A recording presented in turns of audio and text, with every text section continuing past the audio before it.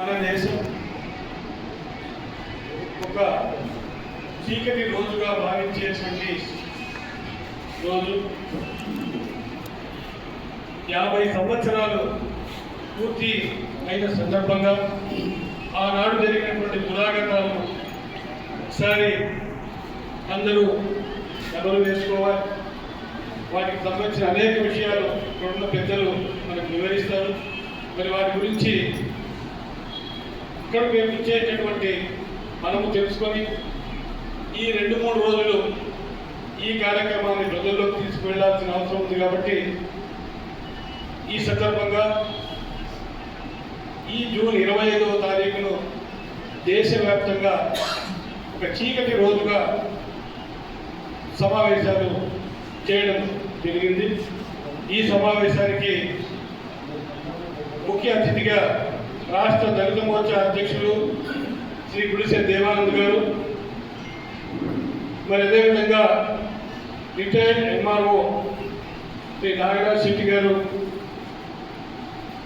వేదికపై ఉన్నటువంటి రాష్ట్ర కార్యవర్గ సభ్యులు రమేష్ రెడ్డి గారు, జిల్లా ప్రధాన కార్యదర్శులు ఊదిరి సుదర్శన్ గారు, అమర్ దేవేంద్ర గారు, మేకల శ్రీనివాసులు గారు, విచ్చేసినటువంటి పట్టణ ప్రజలు, భారతీయ జనతా పార్టీ వివిధ నియోజకవర్గాల నుంచి విచ్చేసినటువంటి నాయకులు, మహిళలు అందరికీ నా హృదయపూర్వక నమస్సుమాంజలి.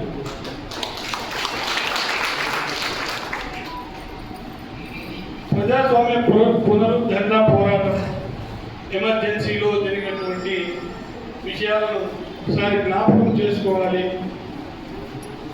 అనేటువంటి ఒక అంశం. తర్వాత ఎమర్జెన్సీ కాలంలో ఆ 21 రోజులు చీకటి రోజులుగా, ఆ సమయంలో ఏమి జరిగింది, ప్రజలు ఎదుర్కొన్నటువంటి సమస్యలు, దేశం ఎదుర్కొన్నటువంటి సమస్యలను ఈరోజు మనమందరూ ఒకసారి జ్ఞాపకం చేసుకోవాలి. సరిగ్గా ఈ రోజుకు ఈ సంఘటన జరిగి 50 సంవత్సరాలు పూర్తయింది. స్వతంత్ర భారతదేశంలో ఎమర్జెన్సీ అనేది ఒక చీకటి కోణం. మనకు 1947లో స్వాతంత్రం వచ్చింది. అదేవిధంగా 1950 జనవరి 26 మన భారతదేశం ఒక గణతంత్ర దేశంగా తయారైంది. అదేవిధంగా 1975 జూన్ 25 అనైతికంగా దేశం యావత్తు 21 నెలల పాటు అంధకారంలో ఉన్నటువంటి ఒక దౌర్భాగ్యకరమైనటువంటి పాలన సమస్యలను ఎదుర్కొన్నటువంటి ఒక చీకటి రోజు ఎమర్జెన్సీ డే. ఆ రోజు 1966 జనవరిలో మొట్టమొదటిసారి ప్రధానమంత్రిగా శ్రీమతి ఇందిరాగాంధీ గారు ఎన్నికవడం జరిగింది. అప్పటి కాంగ్రెస్ నాయకులు అనేక మంది ఇందిరాగాంధీ ప్రధానమంత్రి అయితే మన చెప్పు చేతుల్లో ఉంటారు, దేశంలో మనం ఏమనుకుంటే అవి చేసుకోవచ్చు అనే ఒక దురాలోచనతో ఆమె చుట్టూ చేరి భజన పరులుగా కీర్తిస్తూ ఆమె ఏమి చేస్తే ఇందిరానే ఇండియా, ఇండియానే ఇందిరా, అంటే ఇందిరాగాంధీ ఉంటేనే దేశం అన్నట్టుగా ఆ రోజు ఆమె చుట్టూ చేరి దేశాన్ని నాశనం చేయడానికి ప్రధాన కారకులు కాంగ్రెస్ నాయకులు. 1967లో దేశంలో సార్వత్రిక ఎన్నికలు జరిగాయి. ఆ సార్వత్రిక ఎన్నికల్లో 66లో ప్రధానమంత్రిగా అయినటువంటి ఇందిరాగాంధీ దేశం యావత్తు కాంగ్రెస్ చేతిలో ఉంటుంది.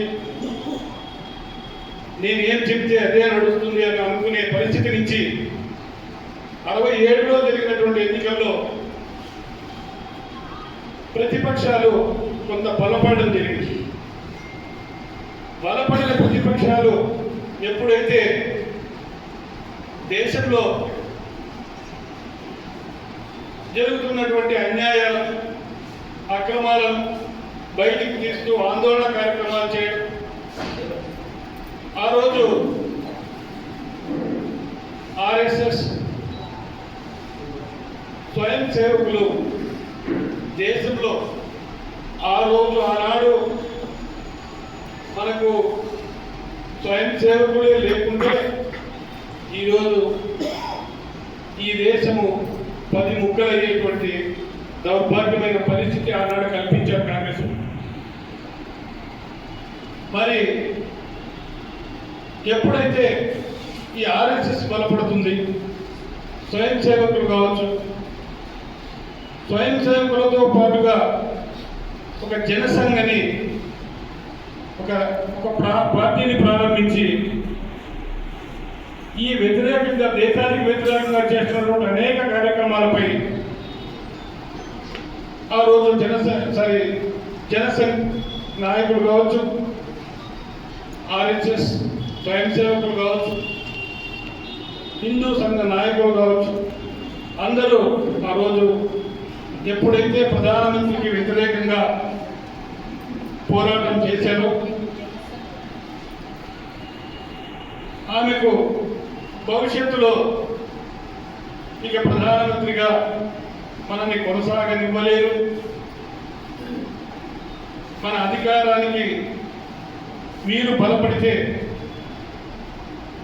మనం ఎదగలేమనే ఉద్దేశంతో ప్రతిపక్షాలు ఎవ్వరూ ఎదగకుండా ప్రతిపక్ష నాయకులను ఏ విధంగా కట్టడి చేయాలో అటువంటి ప్రయత్నాలు చేయడం మొదలుపెట్టారు. తర్వాత 1971లో జరిగినటువంటి పార్లమెంట్ ఎన్నికల్లో ఆ రోజు అప్పుడున్నటువంటి తీవ్రమైన వ్యతిరేకతలో ప్రధానమంత్రిగా ఉన్నటువంటి ఇందిరాగాంధీ గెలిచే అవకాశమే లేదు. కానీ ఈరోజు మనం చూస్తున్నాం, ఈ డబ్బులతో ఎన్నికలు చేసే విధానాన్ని ఆ రోజే ఆ ఎన్నికల్లో అప్పటి ప్రధాని ఇందిరాగాంధీ తీసుకురావడం జరిగింది. విచ్చలవిడిగా డబ్బు ఖర్చు చేసి ఆ కాలంలో ఎవరైతే ఇప్పుడు ప్రతిపక్ష నేతగా అక్కడ పోటీ చేసినటువంటి వ్యక్తికి చెందినటువంటి దాదాపుగా 60 నుంచి 70,000 ఓటర్లను తొలగించి ఈమెకు అనుకూలంగా ఉన్నటువంటి ఓట్లను వేయించుకుని, అప్పట్లో మనకు తెలుసు మనం రిగ్గింగ్ అనేవాడు. ఆ కాలంలో మొదట ఇటువంటి దారుణాలన్నింటినీ మనకు చూపించి భావి తరాలకు దేశాన్ని ఏ విధంగా అభివృద్ధి చేయాలో చూపించాలి. కానీ ఏ విధంగా ఎన్నికల్లో గెలిచాలి, ఏ విధంగా దేశాన్ని రాష్ట్రాన్ని అమ్మి సొమ్ము చేసుకోవాలి అనేటువంటి దారులు చూపించినటువంటి వ్యక్తి శ్రీమతి ఇందిరాగాంధీ. ఆనాటి నుంచి ఈనాటి వరకు ఉన్నటువంటి కాంగ్రెస్ పార్టీ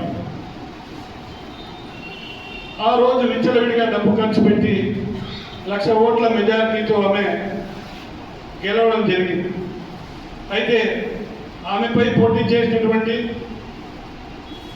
ప్రతిపక్ష నాయకులు అలహాబాద్ హైకోర్టులో ఈ ఎన్నిక చెల్లదని చెప్పి దానిపై కోర్టుకు వెళ్ళడం జరిగింది. సుదీర్ఘ విచారణ తర్వాత అప్పటి హైకోర్టు న్యాయమూర్తి వాస్తవంగా ఇది దుర్మార్గంగా చేసినటువంటి ఎన్నికనే, ఈ ఎన్నికల్లో ఈమె ఏదైతే గెలిచిందో ఆ ఎన్నిక చెల్లదు అని చెప్పి ఆయన తీర్మానాన్ని ఏదైతే జడ్జిమెంట్ అంటే ఆ తీర్పు ఇవ్వాల్సిన టైంలో అప్పటికే గుజరాత్ ఎన్నికలు ఉన్నాయని చెప్పి ఒక 6 నెలలు ఈ తీర్పును వాయిదా వేయాలని చెప్పి ఆమె ఆ జడ్జి గారిని కోరడం, సరే ఎన్నికల ముందు ఈ తీర్పును వాయిదా వేస్తుందా అని చెప్పి ఎన్నికల తర్వాతనే ఆయన తీర్పు వెల్లడించడానికి అంగీకరించడం జరిగింది అప్పట్లో.